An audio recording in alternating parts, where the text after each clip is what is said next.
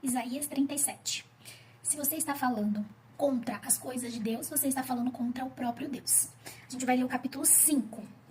Isaías, este lhes respondeu: diga ao seu senhor, assim diz o Senhor, não tenha medo das palavras que você ouviu, das blasfêmias que os servos do rei da Síria falaram contra mim. Porém nele um espírito para que, quando ouvir uma certa notícia, volte à sua própria terra, e ali farei com que ele seja morto à espada. O 23. De quem você zombou e contra quem blasfemou? Contra quem você ergueu a voz e contra quem levantou seus olhares arrogantes? Contra o Santo de Israel? Sim, você insultou o Senhor, por meio dos seus mensageiros.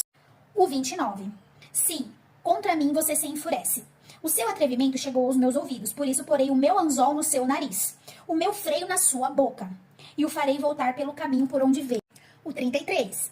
Por isso assim diz o Senhor acerca do rei da Síria: ele não entrará nessa cidade, não atirará aqui uma flecha sequer. 36. Então o anjo do Senhor saiu e matou 185 mil homens no acampamento assírio. Quando o povo se levantou na manhã seguinte, só havia cadáveres. Senaqueribe fugiu do acampamento. 38. Certo dia, quando estava adorando no templo do seu deus Nimrod, seu filho Adrame, Laque e Sazer o feriram à espada. O fim. Nesse contexto aqui, o rei Senaqueribe atacou todas as cidades de Judá e mandou um recado ao Ezequias, que era o rei de Jerusalém. Ele ameaçou Ezequias, ameaçou o povo de Jerusalém, dizendo que eles não tinham capacidade de lutar contra a Síria e que eles estavam depositando as esperanças e as forças dele no Egito. E que o Egito não era palho para a Síria. E não só isso.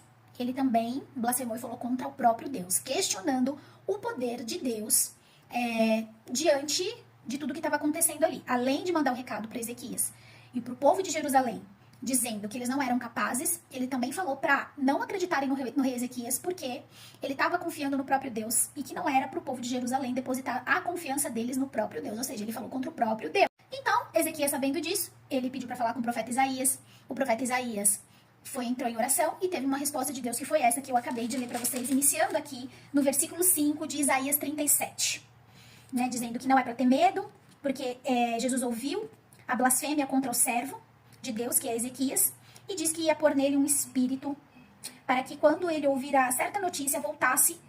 E aí ele voltou, e o final foi esse: ele foi morto pelos próprios filhos. E aí aqui agora, diante desse texto, eu vou aqui falar uma reflexão para vocês, muito profunda, de coisas que eu vivi e vi nos últimos dias, de pessoas que têm o péssimo hábito de falar mal de Deus e das coisas de Deus.